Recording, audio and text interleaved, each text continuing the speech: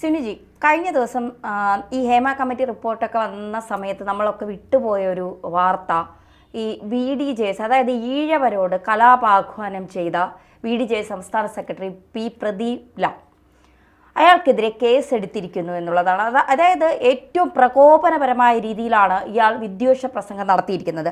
വെള്ളിയാഴ്ച ഗുരുദേവ ജയന്തി ഘോഷയാത്ര നടന്ന സമയത്താണ് ഈ പ്രദീപ് ലാൽ ഇത്തരത്തിൽ കലാപാഹ്വാനം തരത്തിലുള്ള തീവ്രവാദികൾ ഒന്നിക്കും, അതുകൊണ്ട് നമ്മൾ അവരെയൊക്കെ തടയണം എന്നൊക്കെ പറഞ്ഞുകൊണ്ട് കലാപാഹ്വാനം നടത്തിയത്. മുസ്ലിം ഐക്യവേദി ചെയർമാൻ ഷാജി കല്ലറയ്ക്കലാണ് പരാതി നൽകിയിരിക്കുന്നത്. പരാതി മേലുദ്യോഗസ്ഥർക്കൊക്കെ പോയിട്ടുണ്ട്. സത്യത്തിൽ ഈഴവരെ സംഘടിക്കൂ, ഈ ഇത്തരക്കാരെ, അതായത് ബംഗ്ലാദേശിൽ നിന്നൊക്കെ ഇവിടെ നുഴഞ്ഞു കയറുന്നവരെ നമ്മുടെ സംസ്ഥാന സർക്കാർ സഹായിക്കുന്നുണ്ട്, അവരൊക്കെ നമ്മുടെ രാജ്യത്തെ തകർക്കുന്നവരാണ് എന്നൊക്കെ പറഞ്ഞുകൊണ്ടാണ് വലിയ രീതിയിലുള്ള കലാപാഹ്വാനം നടത്തിയിരിക്കുന്നത്. എന്താണ് ഇപ്പോൾ പെട്ടെന്ന് ഇത്തരത്തിലൊരു ഉണർവ്? പ്രദീപ് ലാൽ ഇതിനു മുന്നേയും ഇതുപോലെ കമ്മ്യൂണൽ വിഷയവുമായി ബന്ധപ്പെട്ടൊക്കെ വിവാദങ്ങളിൽ വന്ന ഒരു ആളാണ്. ഇപ്പോൾ എന്താണ് പെട്ടെന്ന് ഇത്തരത്തിലൊരു ആഹ്വാനം നടത്താനും ഇത്തരത്തിലൊരു ബോധമുണ്ടാകാനും ഒക്കെയുള്ള കാരണം? തന്നെ ഇപ്പം ഞാൻ മനസ്സിലാക്കുന്ന കാര്യം, പ്രദീപ് ലാൽ എന്ന് പറയുന്നത് കായംകുളം SNDP യൂണിയൻ്റെ അവിടുത്തെ ഭാരവാഹിയാണ്. അദ്ദേഹം തെരഞ്ഞെടുപ്പിലൊക്കെ മത്സരിക്കുന്ന BDJസിൻ്റെ ചുമതലയുള്ള ആളാണ്. അദ്ദേഹം അവിടുത്തെ ഒരു കുടുംബയോഗത്തിൽ പങ്കെടുത്ത് സംസാരിക്കരുത്. എനിക്ക് തോന്നുന്നു ഈ ശ്രീനാരായണ ജയന്തി, ശ്രീനാരായണ സമാധി, ഇതൊക്കെ തന്നെ ഈ സമയത്തൊക്കെയാണ് ഈ ഈഴവരുടെ ഒരു ഐക്യം അല്ലെ കൂട്ടായ്മയൊക്കെ നമ്മൾ കാണാൻ കഴിയുന്നത്. അപ്പോൾ ഇത്തവണ ഈ ആഘോഷങ്ങൾ സംഘടിപ്പിക്കുന്നതിൻ്റെ ഭാഗമായിട്ട് എന്തോ ഒരു കുടുംബയോഗത്തിലാണ് അദ്ദേഹം പങ്കെടുത്തത്. ആ കുടുംബയോഗത്തിൽ അദ്ദേഹം സംസാരിച്ചത് ക്രിമിനലുകളും മതഭ്രാന്തരുമായ ഒരു വിഭാഗം ഒരു ദിവസം കൊണ്ട് നമ്മുടെ വീടുകൾ ചവിട്ടിപ്പൊളിക്കും. ബംഗ്ലാദേശിൽ നിന്ന് നുഴഞ്ഞു കയറി വന്നവരെ അതിഥി തൊഴിലാളികൾ എന്ന നിലയിൽ സർക്കാർ കുടിയിരുത്തിയിരിക്കുന്നു. ഇവർക്കിടയിൽ മതമൗലികവാദികൾ പ്രവർത്തിക്കുന്നു. നിയമപാലകരിൽ നിന്ന് സംരക്ഷണം പ്രതീക്ഷിക്കരുത്. ഈഴവർക്ക് രാഷ്ട്രീയ പാർട്ടികളിൽ നിന്ന് സംരക്ഷണം കിട്ടുന്നില്ല. ആകെ ഈഴവ സമുദായത്തിൽ നിന്ന് രാഷ്ട്രീയ പാർട്ടിയിൽ ചെന്നാൽ അവരെ പോസ്റ്റർ ഒട്ടിക്കാനും അല്ലെ പശ തേക്കാനും ഒക്കെ മാത്രമേ വിടുകയുള്ളൂ. ഇതാണ് അദ്ദേഹം പറയുന്നൊരു കാര്യം. അപ്പോൾ ഇത് ഏത് സന്ദർഭത്തിൽ ഏത് സാഹചര്യത്തിൽ പറഞ്ഞു എന്നുള്ളത് നമ്മൾ മനസ്സിലാക്കണം. അദ്ദേഹം ഒരു കുടുംബയോഗത്തിലാണ് ഇത് സംസാരിച്ചതെങ്കിൽ ഈഴവർ ഒന്നിച്ചു നിൽക്കണം, അല്ലെങ്കിൽ ഇനി തീവ്രവാദികളുടെ ഒരു മതന്യൂനപക്ഷ വിഭാഗങ്ങൾ നമ്മൾക്കുള്ളിലേക്ക് കടന്നു കയറുമെന്നായിരിക്കാം അദ്ദേഹം സംസാരിച്ചത്. പക്ഷേ ആ പ്രസംഗത്തിൻ്റെ ചില ഭാഗങ്ങൾ അടർത്തിയെടുത്ത്, നമുക്കറിയാലോ സ്വാഭാവികമായിട്ടും ഒരു മണിക്കൂർ പ്രസംഗിച്ചാൽ തന്നെ ഒരു 5 മിനിറ്റോ അല്ലെങ്കിൽ ഒരു 3 മിനിറ്റോ ഒക്കെ ആയിരിക്കും പ്രചരിക്കുന്ന വീഡിയോ. അപ്പോൾ അത്തരത്തിലുള്ളൊരു വീഡിയോ ആണ് പ്രചരിച്ചതുമായി ബന്ധപ്പെട്ട് ഈ കൃത്യമായി 2 or 3 സംഘടനകളുടെ നേതാക്കൾ പരാതി നൽകിയിട്ടുണ്ട്. അപ്പോൾ ഇതിനകത്ത് പറയുന്നത് പ്രദീപ് ലാൽ ഇത്തരത്തിലുള്ള വർഗീയ വിദ്വേഷ പ്രസംഗങ്ങൾ നടത്തുന്ന ഒരു നേതാവാണെന്നാണ്. അതങ്ങനെയാണോ നമുക്കറിയില്ല. എന്തായാലും ഈ സംഭവം പുറത്തു വന്നതോടുകൂടി അദ്ദേഹത്തെ SNDP യോഗം ജനറൽ സെക്രട്ടറി വൈസ് പ്രസിഡന്റായ തുഷാർ വെള്ളാപ്പള്ളി അദ്ദേഹം കാര്യങ്ങൾ ബോധിപ്പിച്ചു. ഇന്ന കാര്യങ്ങളാണ് ഞാൻ സംസാരിച്ചത്, ഇന്ന കാര്യങ്ങളാണ് പ്രസംഗിച്ചതെന്ന് പറഞ്ഞു. അപ്പോൾ അതിൽ മതവിദ്വേഷമല്ല ഞാൻ ഉദ്ദേശിച്ചത്, ഞാൻ ഈഴവർ സംഘടിക്കണം, ഈഴവർ ഒന്നാകണം എന്നൊക്കെയാണ് പറഞ്ഞത് എന്ന് പ്രദീപ് ലാൽ വിശദീകരിക്കുന്നുണ്ട്. പക്ഷേ അത് എത്രത്തോളം ഫലപ്രദമായി ഇനി മുന്നോട്ട് പോകുമെന്ന് നമുക്ക് പറയാൻ പറ്റില്ല. പക്ഷേ ഈഴവർ സംഘടിക്കാനും ഈഴവർ ഒന്നിക്കാനും നമുക്കറിയാം, ഈ ഏറ്റവും കൂടുതൽ ഒന്നിച്ചു നിൽക്കുന്ന എന്തൊക്കെ പറഞ്ഞാലും ഈഴവ സംഘടനയിലുള്ളവരാണ്. പണ്ട് നായന്മാരാണ് ഏറ്റവും കൂടുതൽ ഒന്നിച്ചു നിൽക്കുന്നവരെന്നൊക്കെ പറയാം. അതൊക്കെ വെറുതെയാണ്. ഒരു നായർക്ക് മറ്റൊരു നായരെ കണ്ടുകൂടാന്നൊക്കെ പണ്ട് പഴമക്കാരൊക്കെ പറഞ്ഞ് നമ്മൾ കേട്ടിട്ടുള്ളതാണ്. നക്കി നായന്മാരെന്നൊക്കെ പറഞ്ഞ് കേട്ടിട്ടുള്ളതാണ്. ഒരു ജാതി അധിക്ഷേപിക്കുന്നതല്ല, അങ്ങനെയൊക്കെ ഒരു ചൊല്ലുണ്ട്. പക്ഷേ ഈഴവ സമുദായം അങ്ങനെയല്ല. ഈഴവരെപ്പോഴും ഒരുമിച്ച് ഒറ്റക്കെട്ടായി നിൽക്കുന്നത് പലപ്പോഴും നമ്മൾ കണ്ടിട്ടുള്ളതാണ്. ഇപ്പോൾ സിനിജി വായിച്ചതുപോലെ തന്നെ ക്രിമിനലുകളും മതഭ്രാന്തരുമായ ഒരു വിഭാഗം ഒറ്റ ദിവസം കൊണ്ട് നമ്മുടെ വീടുകൾ ചവിട്ടിപ്പൊളിക്കുമെന്നൊക്കെ പറയുന്നത് നമ്മുടെയൊക്കെ മനസ്സിൽ, ഇത് വായിക്കുമ്പോൾ തന്നെ നമുക്കൊക്കെ ഒരു ഭീതി, ഈഴവരോട് ഒന്നിക്കാൻ പറയുമ്പോഴും നമുക്കൊക്കെ ഒരു ഭീതി ഉണ്ടാക്കുന്നുണ്ട്.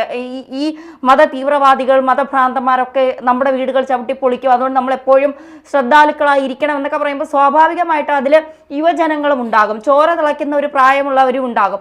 അവരൊക്കെ ഇത് വലിയ രീതിയിൽ ഏറ്റെടുത്തുകൊണ്ട് ഈ പ്രതികരണത്തിലേക്ക് ഇറങ്ങും. ആ പ്രതികരണം ചിലപ്പോൾ നമ്മൾ വിചാരിക്കുന്ന തരത്തിലേക്ക് ആകണം എന്നില്ല. അപ്പോൾ അത് സമൂഹത്തിൽ വലിയ രീതിയിലുള്ള ഒരു അരക്ഷിതാവസ്ഥ സൃഷ്ടിക്കാനുള്ള സാധ്യതയുമുണ്ട്. ആ ഒരു സാധ്യത കൂടി നമ്മൾ മുന്നിൽ കാണണ്ടേ? തീർച്ചയായിട്ടും അങ്ങനെ ഒരു സാധ്യത കാണണം. കാരണം ഈ പ്രദീപ് ലാൽ എന്ന് പറയുന്നത് ഒരു കുടുംബയോഗത്തിലാണ് സംസാരിച്ചെങ്കിലും അദ്ദേഹത്തിൻ്റെ വായിൽ നിന്ന് വീണ വാക്കുകളെ ഏത് രീതിയിൽ വേണമെങ്കിലും നമുക്ക് വ്യാഖ്യാനിക്കാം. അപ്പോൾ ഇത് ഈഴവ സമുദായത്തിലെ ഒരു കൂട്ടം ആണുങ്ങൾ അല്ലെങ്കിൽ ഒരു കൂട്ടം സ്ത്രീകൾ ഇവരെല്ലാം കൂടെ ഒരിടത്ത് സംഘടിക്കുന്നു. ആ സംഘടിക്കുന്നിടത്ത് ഈഴവ സമുദായം പിന്നോക്കം പോകുന്നു, നമ്മൾ ഒന്നിച്ച് നിൽക്കണം എന്ന് പറയുന്നത്. നമുക്കറിയാം CPMൻ്റെ എക്കാലത്തെ ശക്തി എന്ന് പറയുന്നത് ഈഴവ സമുദായം. കാലാകാലങ്ങളായി ഈഴവ സമുദായത്തെ വോട്ട് ബാങ്കായിട്ട് അവർ കൊണ്ടു നടക്കുകയും ചെയ്യുന്നുണ്ട്. പക്ഷേ കഴിഞ്ഞ കുറച്ച് കാലമായി ന്യൂനപക്ഷ പ്രീണനം ഒരു പരിധിക്കപ്പുറത്തേക്ക് CPM ചെയ്യുന്നു. ഇത് ജനങ്ങൾ തിരിച്ചറിയുന്നു. ഇതോടുകൂടി ഈഴവ സമുദായം പതുക്കെ CPM-ൽ നിന്ന് ഒരു ഡിസ്റ്റൻസ്, ഒരു കൃത്യമായ അകലം സൂക്ഷിക്കുന്നു. ഈ അകലത്തിലേക്ക് BJP കൃത്യമായി കടന്നു ചെല്ലുന്നു. BJPയുടെ ലക്ഷ്യമാണ് ഈഴവരെ സംഘടിപ്പിക്കുക, ഒന്നിപ്പിച്ച് BJP നിർത്തുക. അത് ഒരിക്കലും BJPക്ക് സാധിച്ചിട്ടില്ല.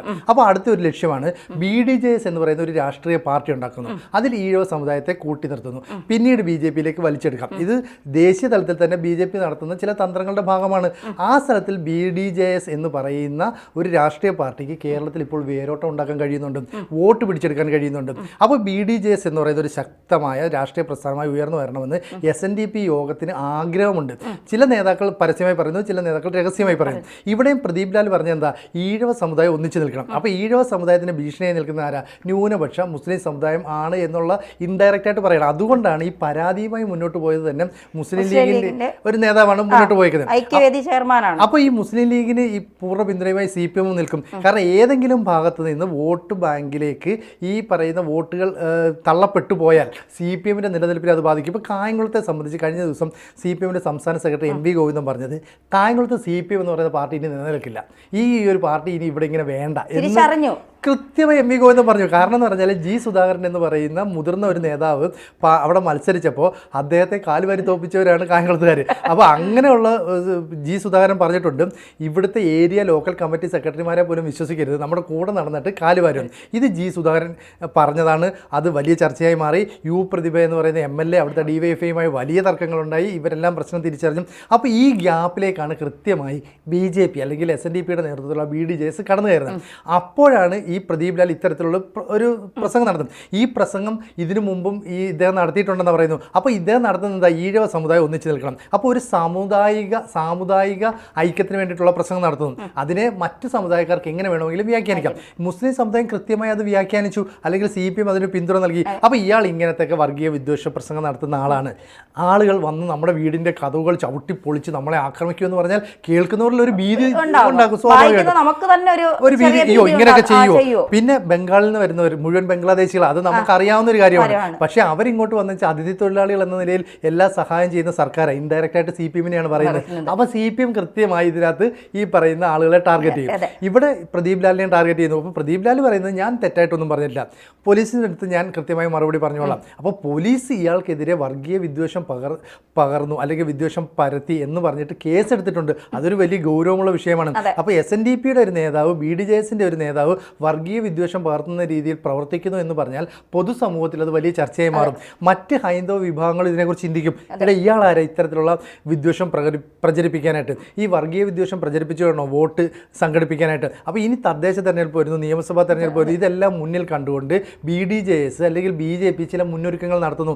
അതിൻ്റെ ഭാഗമായി ഇനി ഹൈന്ദവരെല്ലാം ഒന്നിച്ചു നിൽക്കണം, ഈഴവരെല്ലാം ഒന്നിച്ചു നിൽക്കണം, നമ്മുടെ സ്ഥാനാർത്ഥിക്ക് നമ്മൾ വോട്ട് ചെയ്യണം എന്നാണ് ഇദ്ദേഹം പറഞ്ഞു വെക്കുന്നതിനർത്ഥം. പക്ഷെ അതിനെ എങ്ങനെ വ്യാഖ്യാനിക്കപ്പെടുന്നുള്ള കണ്ടില്ലേ നമ്മൾ? തീർച്ചയായിട്ടും പറഞ്ഞത് ചിലപ്പോൾ നല്ല ഉദ്ദേശത്തോടെ ആയിരിക്കാം, അതറിയില്ല. അത് പറഞ്ഞ പ്രദീപ് ലാലിന് മാത്രമേ അറിയാവൂ.